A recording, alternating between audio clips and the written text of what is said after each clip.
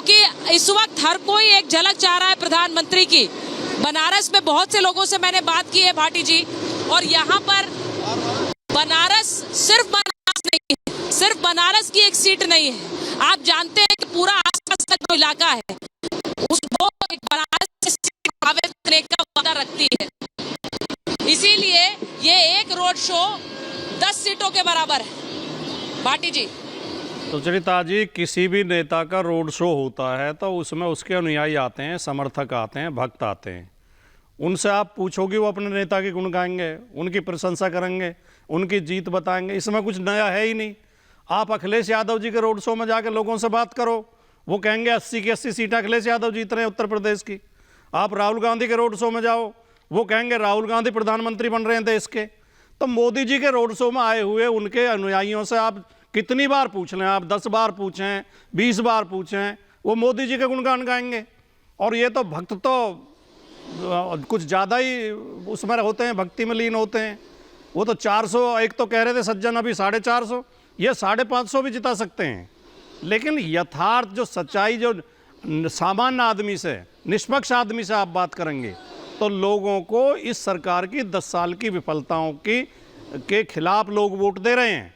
इन्होंने सरकारी नौकरियां ख़त्म कर दी, हर परीक्षा के पर्चे आउट हो रहे हैं। इन्होंने जो फौज में 4 साल की नौकरी कर दी, अग्निवीर ले आए। इन्होंने पुरानी पेंशन खत्म कर दी। इन्होंने किसानों के ऊपर लाठियां चलाई। भाटी जी, समस्या गाड़ियों से रौंदा। भाटी जी, मैं आपकी बात का सिर्फ एक जवाब देना चाह रही हूँ। आप विपक्ष में हैं, आप अपने मुद्दे गिनाएंगे, बीजेपी वाले अपने मुद्दे गिनाएंगे। मैं सिर्फ एक चीज कहना चाह रही हूँ।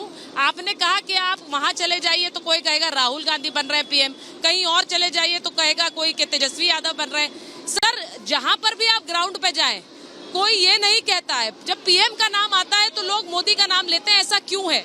मेरा सवाल ये है।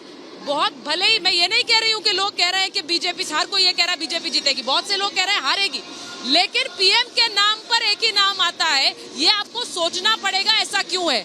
जब भी विपक्ष की बात आती है तो वहां पर लोग यही कहते हैं कि ये तय भी नहीं कर पाते हैं। ये एक फैक्ट है, मैं ग्राउंड से आपको बता रही हूँ। आ जाओ, आप वाराणसी से लौट के आ जाओ, नोएडा में मैं आपके साथ चलूंगा। 100 लोगों से पूछेंगे कि प्रधानमंत्री कौन बनेगा, तब पता चलेगा कितने लोग कहते हैं। बाजार में चल के ऐसी जाकर एकदम पूछेंगे लोगों से। अब ऐसे थोड़ी आप लड़ रहे जहाँ पर प्रधानमंत्री बन सकते हैं, वो उतनी कौन सी पार्टी है जो ये निर्धारित कर लेगी कि वो प्रधानमंत्री बना सकती है, क्योंकि वो उतनी सीटों पर ही नहीं लड़ रही। एक पार्टी बता दीजिए, आप अपनी पार्टी बता दीजिए। 5 तारीख में इंडिया गठबंधन का प्रधानमंत्री शपथ लेने की तैयारी करेगा और आपको नाम भी पता चल जाएगा। 5 जून को इंडिया गठबंधन की ओर से कौन भारत के प्रधानमंत्री पद की शपथ लेगा, ये आपको पता चल जाएगा। सुचरिता जी, चलिए ठीक है, मैं वरुण जी से पूछ लेती हूँ। सुचरिता जी, तो मुझे लगता है पार्टी में एक सहमति पता नहीं है कि नहीं है, वहाँ पर टक्कर नरेंद्र मोदी को देनी है। आप देख रहे हैं जो हुजूम है यहाँ पर।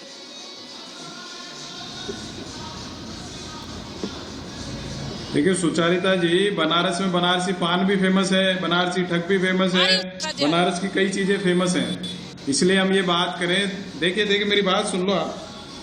जो विकास की बात अभी आप कर रहे थे, विकास 2 तरह का होता है। मॉडर्न विकास जो जरूर हुआ है, बिल्कुल हुआ है, मैं मानता हूँ, डबल रोड्स बनी हो, हाईवेज बने हो, पुल बने हो, लेकिन एक होता है विरासत को संजोना। तो जब आप 113 मंदिरों का, प्राचीन मंदिरों का विग्रह कर दोगे, छोटी छोटी गलियां हटा दी साहब। अरे तो पुरानी काशी तो वही थी, छोटी छोटी गलियां। आज जयपुर में आप पुरानी बस्ती हटा दो, हवा महल हटा दो, फिर कह दो साहब जयपुर का विकास कर दिया। मैं इससे कतई सहमत नहीं हूं। अगर जो प्राचीनता, विरासत का समाप्त, उसको विकास नहीं कहते, उसको अलग रखते संजो के, उसके बाद आप बाहर विकास करते, मैं उसको मानता। लेकिन फिर भी जो मॉडर्न विकास है वो हुआ है, तो इसलिए प्रधानमंत्री जीतेंगे। जहां तक बात आप बार बार कह रहे हो शक्ति प्रदर्शन, शक्ति प्रदर्शन, अगर जो आदमी इतना मजबूत है, 56 इंच की छाती है, इतना विकास किया, 10 साल हो गए, उसको शक्ति प्रदर्शन करने की क्या कुछ तो ठीक किया होगा सरकार ने। भाई 1 मिनट सुनिए मेरी बात। वरुण जी, कुछ तो ठीक किया होगा। अगर 2 बार चुनकर आ गए और तीसरी बार भी सामने खड़े होने वाला प्रतिद्वंदी नहीं मिल रहा है, तो कुछ तो किया होगा। मैं नहीं कह रही हूँ कि कुछ बहुत क्रांतिकारी कर दिया, आप कह रहे नहीं कही है ऐसे, लेकिन कुछ तो किया होगा। शहजाद जी बोलिए जरा। देखिए सुचरिता जी, 2009 में भारतीय जनता पार्टी को मात्र 30% वोट मिले थे, जब हम लोग कुछ लाख के मार्जिन से या 1 आध लाख के मार्जिन से जीते थे। फिर 2014 आते आते वही मार्जिन 56% का हो जाता है और 3.5 लाख वोट से अधिक वोट का मार्जिन होता है, और जो 2019 आते आते वही वोट जो है वो 4.8 लाख का मार्जिन होता है और 63% वोट मोदी जी को मिलता है। मतलब कि हर 5 वर्ष में जिस प्रकार से वोट बढ़ रहा है, इस बार आप देख सकते हैं कि 70% से अधिक वोट भी मिल सकता है प्रधानमंत्री मोदी को। इसका मतलब कि बहुत विकास और विरासत दोनों का काम हुआ है। और मुझे बता दीजिए वरुण जी, आप ही विरासत के सारे काम करवा देते। अरे नेहरू जी ने तो सोमनाथ पर रोक लगा दिया था, उन्होंने तो कहा था राजेंद्र प्रसाद से मत जाइए, उन्होंने उस समय पर ही अयोध्या का मामला सुलझा दिया होता। सोमनाथ, अयोध्या, उज्जैन, महाकाल लोक, केदारनाथ, बद्रीनाथ और काशी विश्वनाथ धाम, आप सारे काम करके क्यों नहीं गए? मोदी जी के पास ये जिम्मेदारी इसलिए आई क्योंकि कांग्रेस पार्टी ने केवल हज हाउस बनाए, केवल हज हाउस बनाने में और कब्रिस्तान बनाने में ही कांग्रेस और समाजवादी पार्टी की दिलचस्पी थी। तो आपने वो बनाया और आपके लिए वो मॉडर्न है, आपके लिए वो विरासत है। हज हाउस और कब्रिस्तान आपकी विरासत है। भाई हमारी विरासत काशी विश्वनाथ धाम है, तो आप हज हाउस और कब्रिस्तान बनाइए। हमने विश्वनाथ धाम का काम किया, हमने उज्जैन महाकाल का काम किया। आखिरी बात मैं कहना चाहता हूँ, अभी कुछ देर पहले भाटी जी ने बेटियों की बात की। भाटी जी के सामने मैं सिर झुकाकर पूछना चाहता हूँ कि एक बेटी स्वाति मालीवाल को तो न्याय दिलवा दो भाई।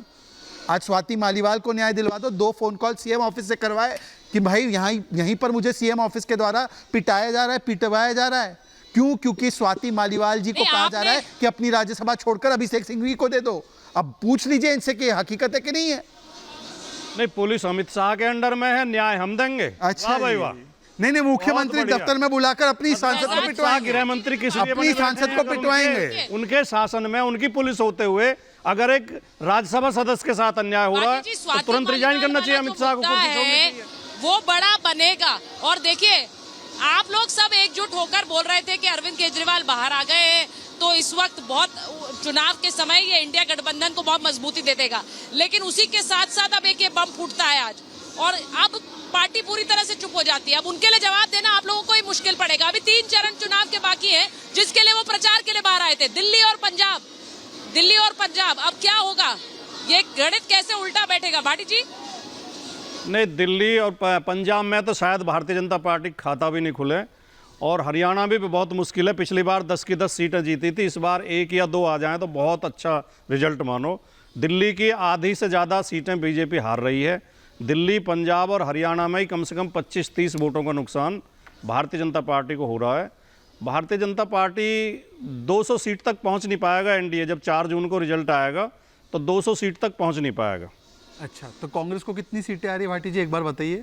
100 के पार सरकार बन जाएगी इंडिया गठबंधन की। अरे कांग्रेस को 100 के पार नहीं करवा रहे, सरकार कैसे बनेगी फिर? 100 क्यों? कांग्रेस सरकार 100 कांग्रेस नहीं लाएगी तो बाकी आप कितनी? आप 80 सीट नहीं लड़ रहे हो, आप लोग 63 सीट लड़ रहे हो। आम आदमी पार्टी 22 सीट लड़ रही है, ममता दीदी 40-42 सीट लड़ रही है। लड़ कहां से रहे हो?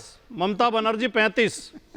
बताइए ये सरकार बनाएंगे कैसे? अगर कांग्रेस 100 के पार नहीं हो रही है तो सरकार कहां से बनेगी? मान्यवर वही 328 सीट लड़ रही है।